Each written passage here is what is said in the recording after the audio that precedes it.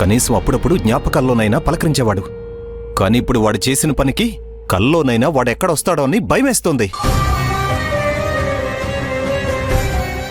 వాణ్ణి గాని వాడి పేరు గాని తలుచుకుంటే నా గుండె రగిలిపోతుంది.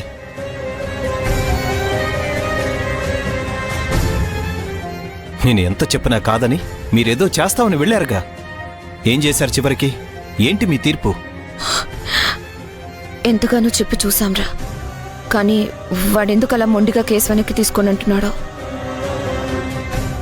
ఏ అక్క, కేసు పెట్టాలి అనే ఆలోచన వచ్చిందంటేనే వాడేంటో మీకు అర్థమై ఉండాలి. అలాంటిది కేసు పెట్టి కోర్టు నోటీసులు నాకు పంపించిన తర్వాత మీరు వెళ్ళి మాట్లాడినంత మాత్రాన వాడు మనసు మార్చేసుకుంటాడు, కేసు వెనక్కి తీసుకుంటాడు, మీ మాట వింటాడు, మిమ్మల్ని గౌరవిస్తాడు అని ఎలా అనుకున్నారు? బావ చెప్తూనే ఉన్నాడు వద్దు వద్దు అని. వెళ్లారు, ఇప్పుడేమైంది? మీ మాట కూడా వినకుండా పరువు తీసి పంపించాడు.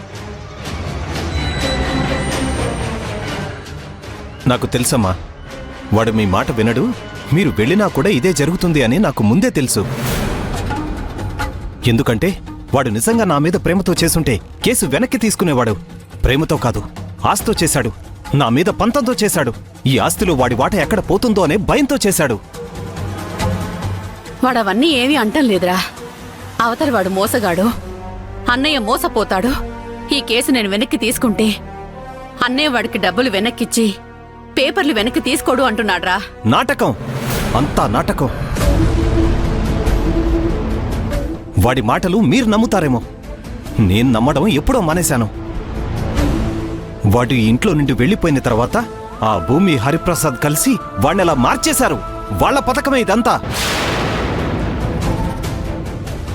ఉమ్మడి కుటుంబం అని ఆనందంగా ఉన్నాం కదా. ఈ కుటుంబాన్ని ఎలా విడదీయాలా అనుకున్నాడు. అందుకే నా తమ్ముడి బయటికి లాక్కుపోయి విడదీశాడు. అంతటితో ఆగితే అతను హరిప్రసాద్ ఎందుకు అవుతాడు? ఈ ఆస్తి ఉంటే నేనెక్కడ బాగుపడతానో అని ఈ ఆస్తిని కూడా వాడి ద్వారా నాకు దూరం చేయాలని చూస్తున్నాడు. ఆస్తి మీద ఎవరైనా అప్పిచ్చినా అడ్డం పడితే నాకెక్కడ రూపాయి పుట్టదు, నేను రోడ్డు మీదకి వస్తానని వాళ్ళు వేసిన ఎత్తు ఇదంతా. నాకు తెలుసమ్మా, వాళ్ళు ఏం చేయాలో అది చేస్తున్నారు. దానికి మీరు పావుల్లా ఉపయోగపడుతున్నారు. కేసు పెట్టాడు కదా, మీ సంతోషం కోసం మీరు వెళ్ళి బతిమలాడి వచ్చారు కదా. వదిలేయండి, దీన్ని ఎలా తేల్చుకోవాలో నాకు తెలుసు. ఒరే, వాడేదో తప్పు చేశాడని పెద్దవాడివి నువ్వు కూడా ఆలోచించకుండా కోపంతో ఏదోటి చేయాలారా? ఇందులో వాడు తప్పే లేదురా. నువ్వు ఆలోచించి చూడు. మన మంచి కోసమే చేశాడేమో అనిపిస్తోంది. ఇంకా మన మంచి కోసం చేశాడు అని ఎలా అంటున్నావమ్మా? మన మంచి గురించి ఆలోచించేవాడైతే మనతో ఉండేవాడు. మన మంచి గురించి ఆలోచించేవాడైతే నేను వెళ్ళి పిలిచిన రోజే హోటల్కి వచ్చి ఉండేవాడు.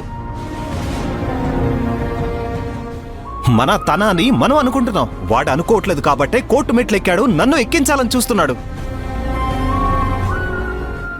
ఇంకా వాడు ఈ ఇంటి మనిషి అనుకుంటే మనకంటే మూర్ఖులు ఇంకెవరు ఉండరు. ఈ విషయాన్ని ఇంతటితో వదిలేయండి. ఏం చెయ్యాలో నాకు తెలుసు, వాడికి ఎలా సమాధానం చెప్పాలో కూడా నాకు తెలుసు. అలైక్యా,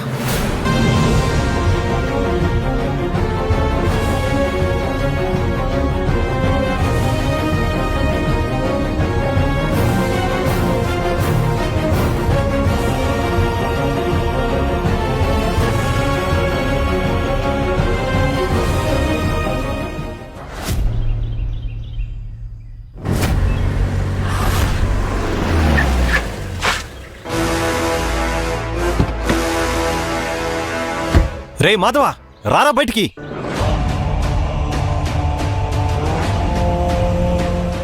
ఏంట్రా ఇది?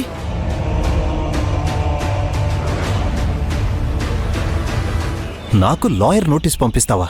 ఎక్కడిదా ధైర్యం? ఎవరిచ్చిందా ధైర్యం? నువ్వు వెళ్తున్న దారి మంచిది కాదు అని చెప్పాను, వినలేదు. అందుకే నేను చేయగలిగింది చేశాను.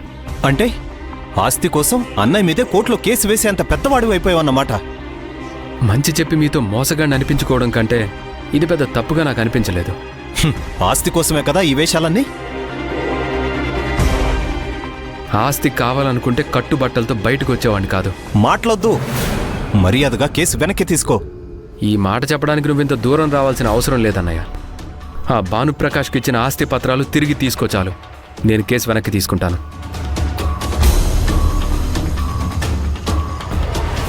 నీ వెనకుండి ఇదంతా ఎవరు నడిపిస్తున్నారో అర్థం చేసుకోలేనంత అమాయకుని కాదురా. నన్ను ఓడించి వాళ్ళని గెలిపించాలని చూస్తున్నావు కదూ? నా వెనకున్న వాళ్ళు నేను ఎలా ఎదగాలా అని ఆలోచిస్తారే కానీ ఎలా పడగొట్టాలా అని ఆలోచించరు. అందుకే కట్టుబట్టలతో వచ్చిన మా కష్టంతో మేము బ్రతకగలుగుతున్నాం. నేనైనా భూమి అయినా నిన్ను గెలిపించాలనే చూస్తున్నాం కానీ ఓడించాలని కాదు. అదెందుకన్నయ్య నీకు అర్థం కావట్లేదు? కోర్టు నోటీస్ ఇంటికి వచ్చినప్పుడే బాగా అర్థమైందిరా. చివరిగా అడుగుతున్నాను, కేసు విత్డ్రా చేసుకుంటావా లేదా? నువ్వు ఆస్తి పత్రాలు తీసుకో అన్నయ్య, నువ్వు చెప్పినట్టు చేస్తాను. విను, అదే నీ మాట అయితే నా మాట కూడా విను. నన్ను కోర్టుకి ఇచ్చి నా పరువు తీయాలనుకున్న నీకు నాకు ఈ రోజు నుంచి ఏ సంబంధం లేదు.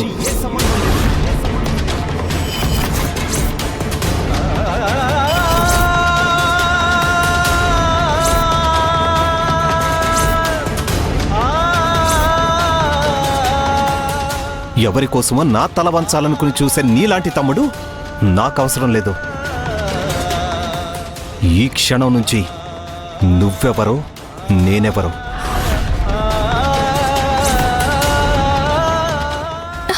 బావగారు ఆగండి. బావగారు బావగారు బావగారు నా మాట వినండి. బావగారు బావగారు ఆగండి. బావగారు నేను చెప్పేది ఒక్కసారి వినండి.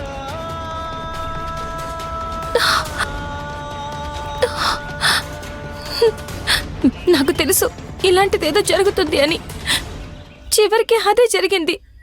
కేసు పెట్టద్దు అంటే విన్నావా?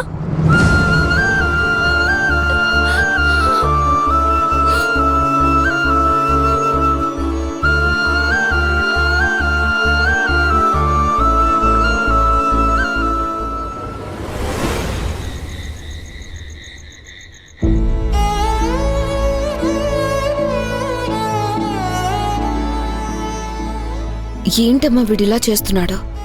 ఎప్పుడు లేనిది ఇదంతా ఇప్పుడు జరుగుతుంది. అసలు వీళ్ళు పెళ్లి కానప్పుడే బాగున్నారు. పెళ్ళయ్యాకే ఈ గొడవలన్నీ మొదలయ్యాయి. ఏ జన్మలో ఏ పాపం చేశానో ఇలా జరుగుతోంది. ఎప్పుడూ లేంది ఆనాడు పోలీసులు ఇంటికొచ్చారు. ఇప్పుడేమో కన్న కొడుకే కేసులు పెట్టేసి కోర్టుకు లాగుతున్నాడు. ఏంటమ్మా ఇదంతా? అమ్మా నువ్వు దీని గురించి ఎక్కువగా ఆలోచించొద్దు. నేను చూసుకుంటాను కదా, ఏం కాదు.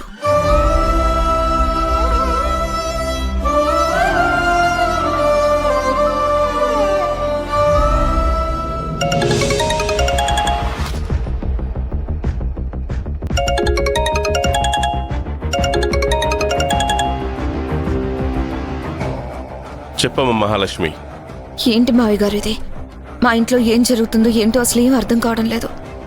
మాధవల్ లాయర్ నోటీస్ పంపించాడు. అది వచ్చిన దగ్గర నుంచి ఇంట్లో అంతా గందరగోళంగా ఉంది. అమ్మ ఏం జరుగుతుందో అని కంగారు పడుతోంది. నేను చెప్తే వినే పరిస్థితుల్లో ఎవ్వరూ లేరు. కనీసం మీరైనా మాధవ్కి చెప్పొచ్చు కదా. ఏమని చెప్పమంటావమ్మా? ఇది కరెక్ట్ కాదు కదా మావయ్య గారు. ఇలా చేయడం వల్ల వాళ్ళిద్దరూ ఇంకెప్పటికీ కలుస్తారు. శాశ్వతంగా విడిపోవాలనుకున్నప్పుడే కదా ఇలాంటి పనులు చేయాలి. ఈ ఇల్లు కూడా మీ ఇల్లే అనుకుంటారు కాబట్టి దయచేసి మాధవ్తో కానీ భూమితో కానీ మాట్లాడండి.